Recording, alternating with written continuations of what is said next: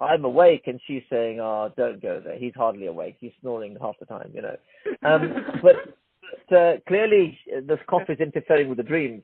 And so there is, I think, a group of people where the man would put it in the drink for the lady and she wouldn't even know about it, So I think there's a place for it. I think there's a place, especially where you get places where, just something to ask you, is the taste reversible if you stop it, or does it go completely? I think it's reversible. I think it's reversible if you discontinue the drug, but I think it's very, very, the frequency or the number of patients where it's expected to happen is fairly high. So it's something that's very likely to happen. Okay, but if they stop it, it'll get better. Yeah. Yep. So they've got an option, haven't they? They can either take it, and if the cough gets so much better, the taste isn't a problem. And I guess the other problem is, guys, what taste goes? Is it the full taste? Is it your bitter, sweet, spice, sour? Which bit of it really goes? If you're an Indian background like me, my food means everything. It's a disaster if I can't taste the spice my mother or my wife puts in the food. I don't like it hot, but I like the flavor. If, on the other hand, you're a bland eating cheese salad, it doesn't really make a hell of a difference. Forgive me, I'm being very, very discriminatory here, but that's, having grown up here for 47 years, you can imagine.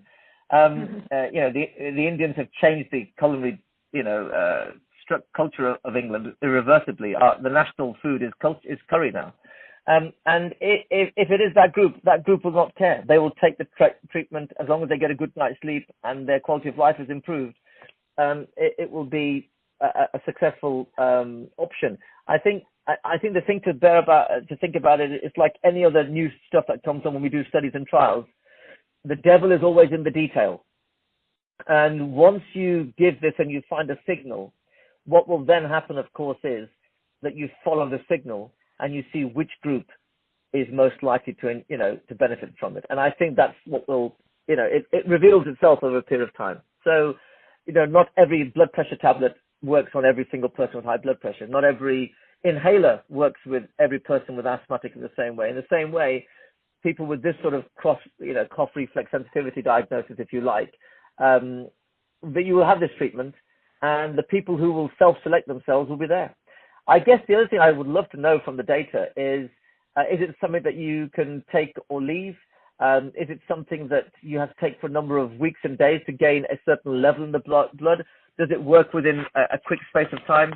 That sort of thing is really important. And once you get that feel, you can then manage patients' expectations and say, for instance, if you said to me, well, look, for the taste to return, they need to stop it for about 3 or 4 days.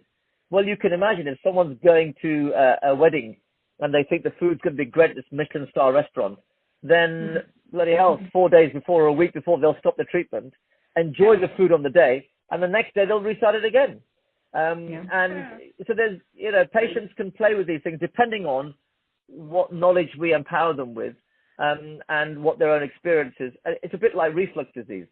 People often say to me, do I take this for life? I say, well, it depends if you want to, how much you want to suffer.